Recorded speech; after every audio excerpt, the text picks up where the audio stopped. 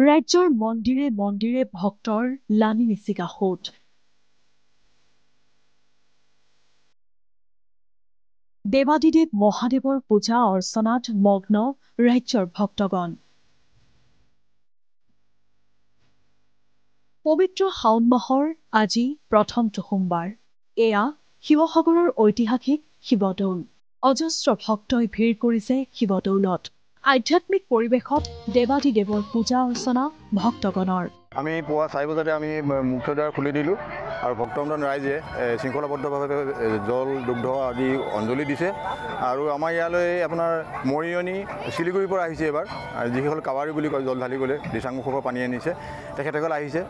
আৰু তাৰপিছতে এতিয়া আমি পৰৱৰ্তী 9 বজাৰ পৰা আমাৰ যিখিনি অসমীয়া ৰাইজ আছে, ইয়াৰ ওচৰ পাজৰ যি ৰাইজ আছে, তেখেতসকলে আহি পেলাই ইয়াত প্ৰসাদ অঞ্জলি উৎসৰ্গা কৰিছে।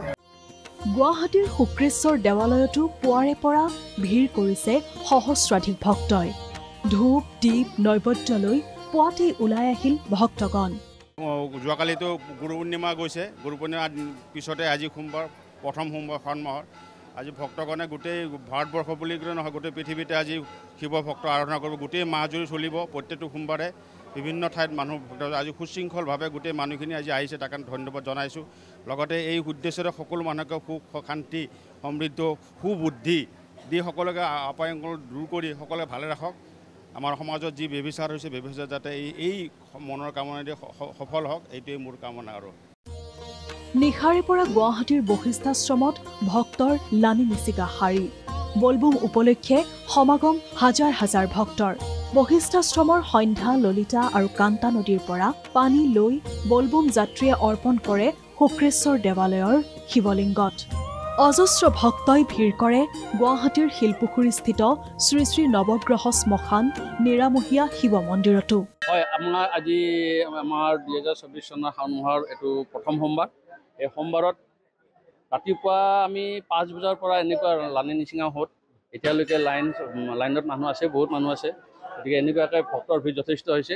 প্ৰতি সোমবাৰে তেনেকুৱা হ'ব বুলি আমি আশা কৰিছোঁ। যোৱাকালি নিশাৰ ভাগত আপোনাৰ 11টামান বজালৈকে কম আছিল ভক্তৰ ভিৰ, কিন্তু 11টাৰ পিছত ঠিক 3টামানলৈকে যথেষ্ট ভিৰ হৈছে। মানে আমি ভাবিব পৰা নাছিলোঁ যে ভিৰ নহ'ব নেকি, কিন্তু যথেষ্ট ভিৰ হৈছে। একেই পৰিৱেশ দুলীয়াজানৰ নিচেই কাষতে অৱস্থিত ঐতিহ্যমণ্ডিত বৰডুবিৰ টিলিঙা মন্দিৰতো। নিশাৰ পৰা শাৰী পাতি দেৱাদিদেৱ মহাদেৱৰ পূজা অৰ্চনা কৰিবলৈ অপেক্ষা কৰা দেখিবলৈ পোৱা গ'ল ভক্তগণক। ভিন্ন ঠাইৰ পৰা আহি পূজা অৰ্চনা কৰে সহস্ৰাধিক ভক্তই। শাওনৰ প্ৰথম সোমবাৰ, শিৱৰ ওচৰত মূৰ দোৱাবলৈ আহিছোঁ, শিৱৰ আশীৰ্বাদ ল'বলৈ আহিছোঁ। সকলোৰে মংগল কৰক, সকলোকে ভালে থাকক, সেই কামনা লৈ আমি আহিছোঁ। সমান্তৰালকৈ নগাঁৱৰ মহামৃত্যুঞ্জয় মন্দিৰতো ভক্তৰ লানি নিচিগা সোঁত।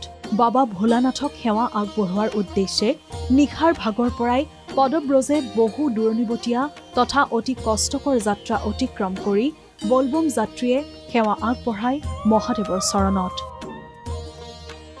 এনেদৰেই ৰাইজৰ মংগলৰ বাবে ৰাজ্যৰ মন্দিৰে মন্দিৰে সেৱা আগবঢ়ায় ভক্তপ্ৰাণ ৰাইজে।